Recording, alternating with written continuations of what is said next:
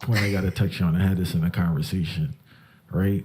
And I observe and I say, I think people say, a lot of times people get criticized for what they say, but I think they say the stuff just to get the views in the traffic. And because that's what's trending, it's becoming this snowball effect of this negative vibe in regards to, because if you were to look on the internet, you would see no one interacting. No one should be having kids. No one should be in any type of relationship. But I still see black people out here in couples and people still having children. So how is the relationship so toxic, but we're still interacting offline? That's why I say I think it's bull crap, you know. But they don't understand the detriment that they're doing when they're doing this. You know what I mean? Because it's a way for you to get clout. It's a way for you to get notoriety.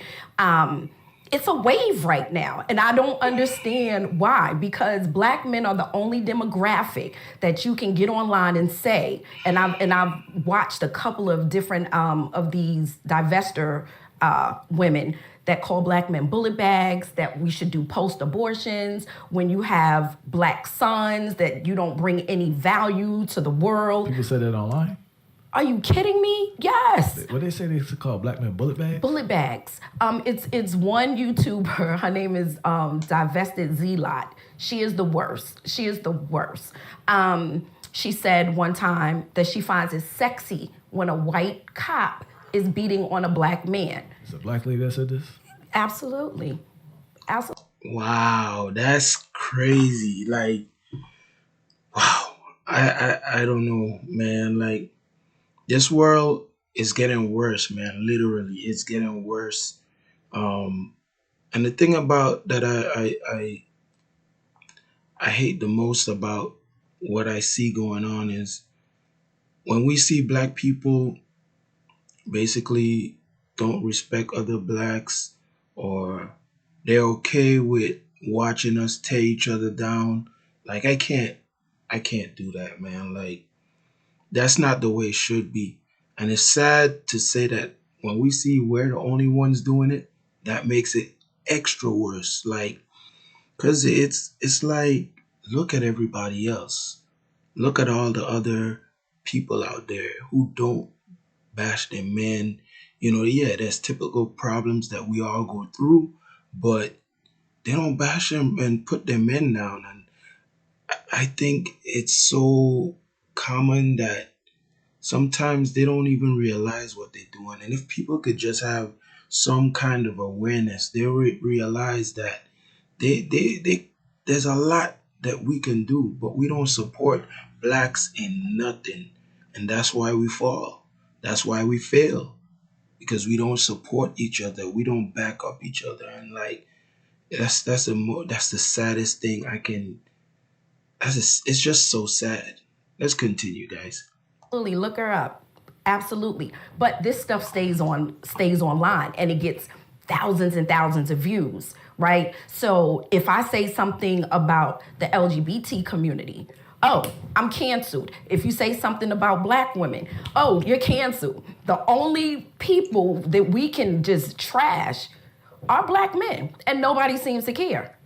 I started a petition so that we can get these divestors labeled as a hate group because it's sickening. Again, I have a son, I have 2 grandsons, I have nephews, I have men in my life whose lives are valuable and worthy, you know. And so for people black women who look like we part of each other. So for me to say that your life is worth nothing, and I love when police beat on you or kill you, that's giving the green light to say, like, who cares about you? You know, they call me mammies. They call me pick-me's. They call me all kind of names because I defend and I advocate for black men. Can we talk about Yeah, you know what? Especially this type of stuff is not common. You don't see a lot of women supporting black men and holding black women accountable. And I guarantee you, like, this type of content is not going to be pushed as much as the toxic and negative stuff out there. And guys, if you don't know who this is, her name is Neriah Shiloh. She has the Neriah Shiloh podcast. If yeah, she advocates for black men. She tries to hold black women accountable, and we need more of this type of content out there. To be honest, because I want to put a positive message out there, and not because I'm a man, because I want to do anything positive for our black culture, because we need to do better. You know what I'm saying? And we don't have enough. We got a bit out there, but we don't have enough. And it's easier to put out the negative stuff. It'll be pushed a million times over. But this type of content, we need to start teaching our sons and our daughters, and change the mindset, change, the lifestyle, in a sense, change the culture, because when we're together, we're much stronger. And I definitely believe that, because that's why they try to keep us apart. You know what I'm saying? And if we can just understand that and take that and run with it, man, this world would be it'll be different. It'll be totally different. But let's continue. The women not understanding how detrimental it is trying to be their son's friend / girlfriend sometimes, not in a weird way, but I know what you're saying. yeah, instead of being their parents. I just had that conversation the other day. So this is my theory on that. Women who do that, because they haven't found that in a relationship, a certain kind of treatment in a relationship, they now make their sons their little man. No pervert way, but just being able to have them do certain things and cater to them in a way that men don't. Right? I think that they are damaging them. And this is what I consider a mama's boy, right? When people say, oh, he's a mama's boy. Yeah, because his mother made him her little man. You the man of the house. No, he not. He your son. He ain't the man of no house. Stop doing that. Stop giving him the responsibility of, when you say that comes with a responsibility, right? And you telling a 10-year, 11-year-old boy he the man of the house. No, he not. He a child that lives in your house. Strong, independent black woman. That's who he is. When he gets a woman, oh, mama gonna be pissed at that point, because all of the things that he did for her, he gonna naturally do as he's supposed to for his woman. And now she's not gonna like anybody that her son is with, because she sees them as competition now. Yeah, that's crazy, because that's definitely true. Mothers and their sons usually build a strong relationship. And most of the times, you always see it where when the young man finds a girlfriend or finds someone, it's hard. It usually the girlfriend and the mother usually button heads, because the mother still wants to have that control over the son, and it's like he's trying to step out and be a man, because that's what you told him he was. You basically told him he was a man. And now that he's of that age, or getting to that age, and he's trying to, do his own thing, now she's afraid of she's left alone, Now she has no man. And it's like, it becomes a war. It becomes a battle, because now she feels like she's losing her son. And then once she loses her son, then what? She has nobody. She don't have a man. She's independent. She's a boss chick. And what? Now you're lonely and you don't know how to handle it. You don't have your son there anymore to control him. It's crazy, man. It's just weird, Let's continue. So mentally, she's going to make her son damaged goods, because then he's going to feel the need to always have to make sure his mother is good. No matter what's going on, whether it's taken away from his house and spending time with his woman, to run to his mother's aid because she wants to just assert that authority to see if he'll still come and she's still number one in his life. I hate when mothers do that. You know, there's a time when you are number one in your son's life, but then when he grows up and he has a family and he's in a relationship, she's supposed to be number one, that woman, not you. You know, so they don't understand that they're creating the men that they say they hate. They're creating the men that they say is mama boys, can't do nothing. Why are they not this? Why are they not that? You doing that by making him your little boyfriend, making that. Yeah, and then what happens? Like, it's exactly what she said, and when you look at it, like he he has a family now at this point. He has his girlfriend or wife or whatever, and kids, and now his mother needs help. Imagine, like, he's gonna go out of his way to help his mother because it's his mother, of course. He's been there with her for all these years, and now he feels guilty. You know, he feels like he's abandoning her because she's gonna make him feel guilty. And then what's gonna happen? The girlfriend or wife is gonna feel like you basically choosing your mom over your family, over your kids, and then what you think she gonna start doing? Calling him a waste of time, a mama's boy, you know, you're a grown man, but you over here, you know what I'm saying? Like, look, I love my mom and whatever I can do to help her, yes, definitely I'll help her. But if I'm married, I have kids, I have my responsibilities. So that's what's important to me at this point.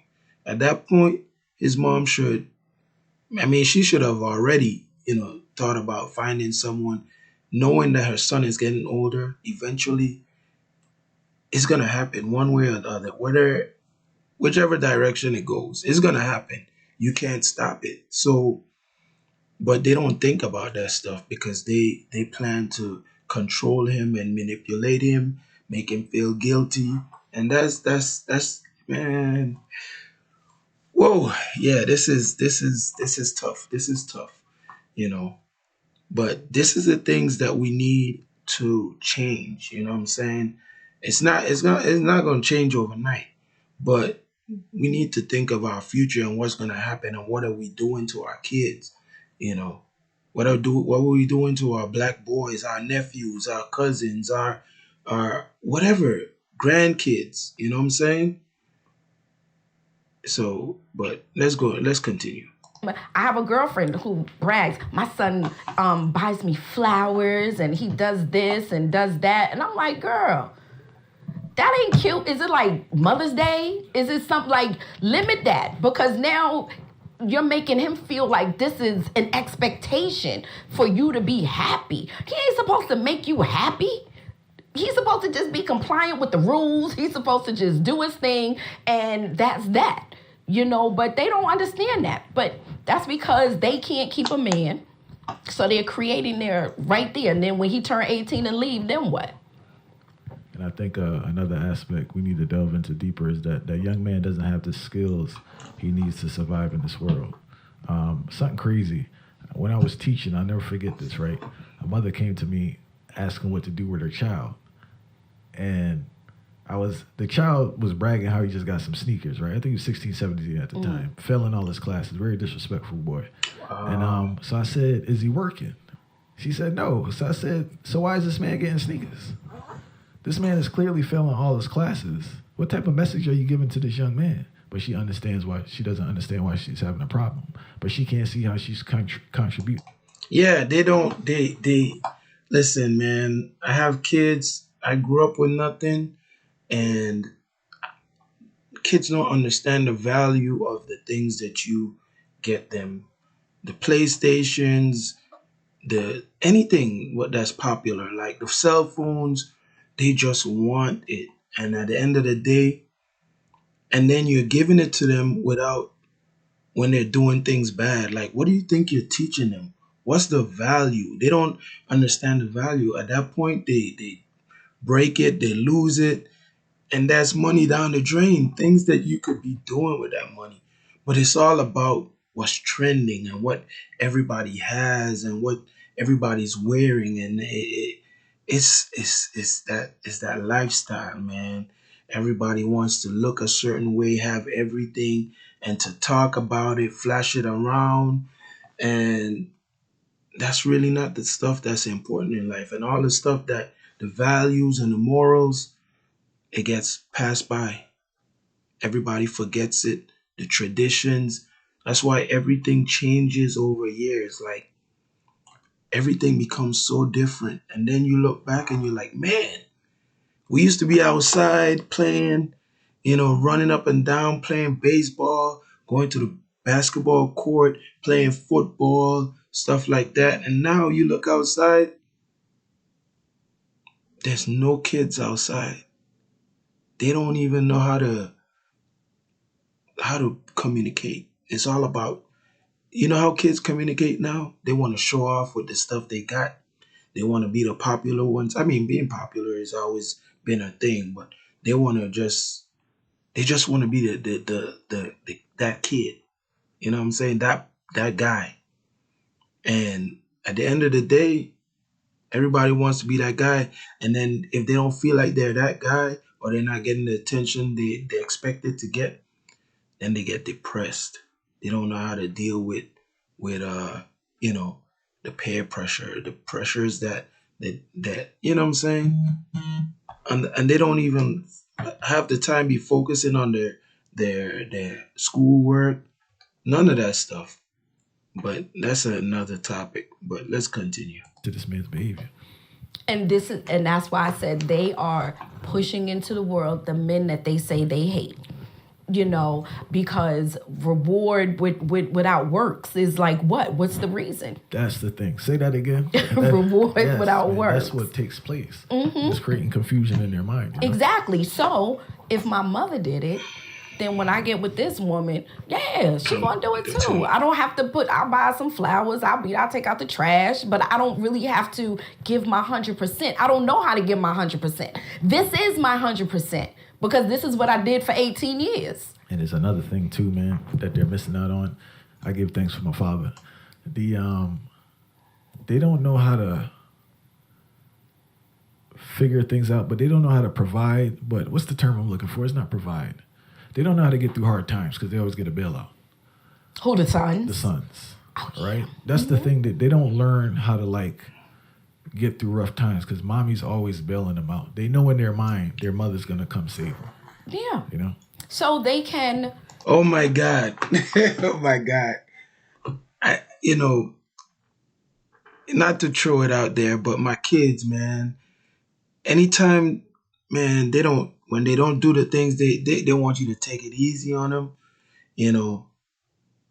I tried to, my 5-year-old, when I'm doing work on my truck and stuff, he comes out, he looks at me, and my 13-year-old, I try to tell him, man, like, when something is wrong, try to figure out how to solve that problem. Like, don't just throw your hands up in the air and move on to the next thing. Nah, try to figure out what's the problem.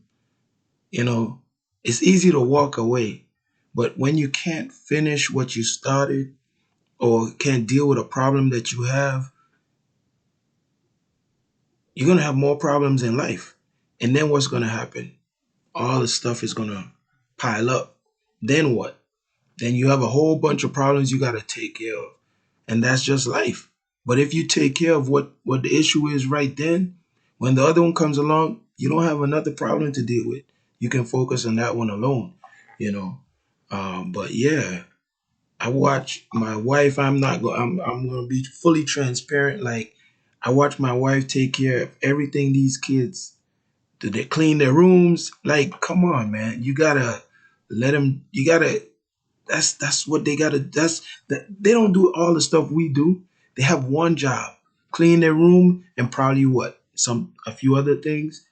It's not that much. I used to come home and have homework for the whole day and still had to wash dishes, clean the room. Like, we had so much things we had to do. Man, by the time I'm finished doing all that stuff, it was time to go to bed, So, like, it's crazy. These kids have it so easy nowadays. Do whatever they want, and mom is going to come with that safety net. And that is detrimental to them, because then they get into the world thinking that the world gives a crap about them, and they don't.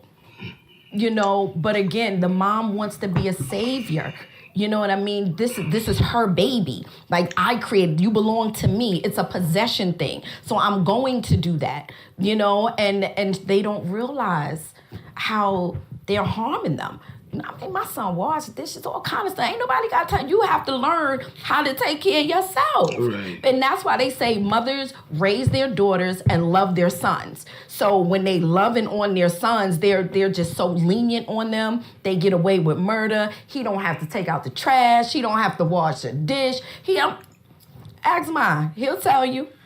We don't play them games. So sometimes as a parent, you want to give your kids what you didn't have, and you want to make up for the things that you felt you needed and didn't have. So now you provide it to your kids. And unknowingly, you don't know that you're harming them. I mean, I will say that, because that happens. But you have to realize that when you have to go to somebody, like the lady went to you to say, hey, like, what's going on, that there's a problem. And then you can't get mad when the person tells you the problem, though. That's the part, is that you have to understand that you're contributing to the delinquency of it all. So God forbid something happens to you, how is he going to survive? How is he going to make it? He going to get a job and go half the time because mommy ain't never really made me have to do anything or follow through with anything. That's going to be the mindset, But don't tell no black woman nothing about her child. That's where the discipline comes in, man. Definitely. Like, you got to stick to what you know what I'm saying? You start something, finish it. Like, I'll feel better if you start it and if it takes you a long time to finish it, that's not really what the goal is, but you just want to make sure you finish it. You know what I'm saying? And hopefully you get better as time goes by. But that's discipline. Like, that's discipline. Like, stick to your guns. Finish what you started. Are you crazy? Yeah, I know already, right? You crazy. Persons I was teaching. There's one thing I want to touch on too. You brought up in regards to providing your child with the things they never had. When we speak about it, it's always in the context of material things, but not in regards to life lessons and skills to thrive. And I think we need to change that dynamic in our culture where, yes, I'm going to provide my daughter with something she doesn't have, I didn't get, right? In regards to skills, how to thrive in this environment compared to some shoes or a device that's not helping her in the future. So, because unfortunately, as a people, we equate things, material things, with taken care of and providing. We actually were having this conversation coming here in the car, right? And we were talking about how our generation did a disservice to the generation behind us, our kids and stuff, because we didn't provide them with the knowledge of certain things. We weren't apologetic for mistakes that we made. We think that giving you things makes up for the lack of emotional intelligence, of affection, of direction, of all of those things that we should be giving our kids. But because we didn't have it either, we claim, well, we don't know how to give it, right? So if I didn't get it, how do I know how to give it to you? So, but what I do know I can do for you is I can buy you these Jordans. I can go ahead and buy you this, or I can get you a car, or I can do all of these material things to show you that I love you. And sometimes that's some people's love language, but we have to understand that it's deeper than that we have to help them develop that emotional intelligence, that how to be able to navigate through these waters that we call life, especially young black men. You need to know how to make it home when you get stopped. You need to know to make sure that you got this consent for this young woman say that you done did something to her you ain't want her to do in the middle of it. Like, it's so many different things that we need to be teaching our boys and also our girls to not put yourselves in situations for things like that to happen, or don't put people. I've seen young girls cry assault when it didn't even happen because she was mad, right? And destroying people's lives. We need to teach them what do you do with that anger? That's part of the emotional intelligence. What do I do when somebody hurts me? How do I try to get them back and get them jump shot, call the police just because I'm mad and they didn't really do anything? Yeah, it's all about that critical thinking, like, and that's something I try to teach my son.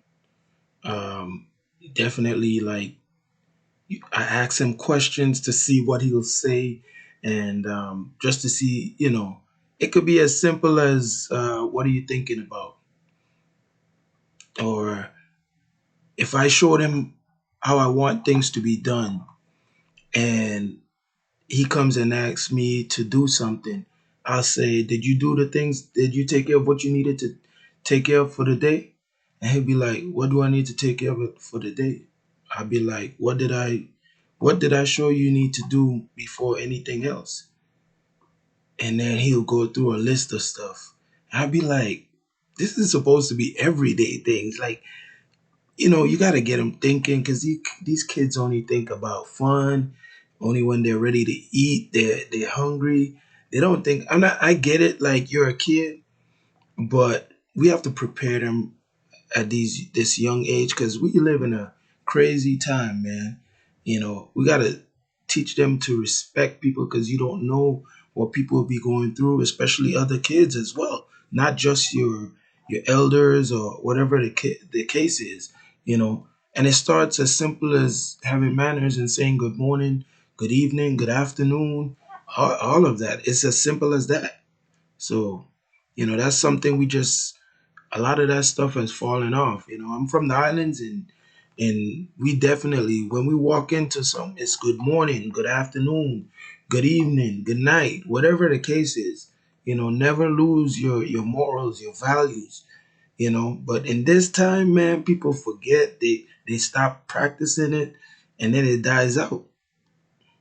So yeah, we need to learn that too, because a lot of us didn't get it. Our parents were busy. We was latchkey kids. We was raising each other. But we're gonna go ahead and take a look at some of the comments and stuff right now. I'm glad I heard this interview. She is speaking everything I've been saying a long time. Powerful. Thank you, sister. Sometimes us black men feel we are losing our sisters more and more each day. Most definitely, man. Things are changing, and it's changing fast. You know.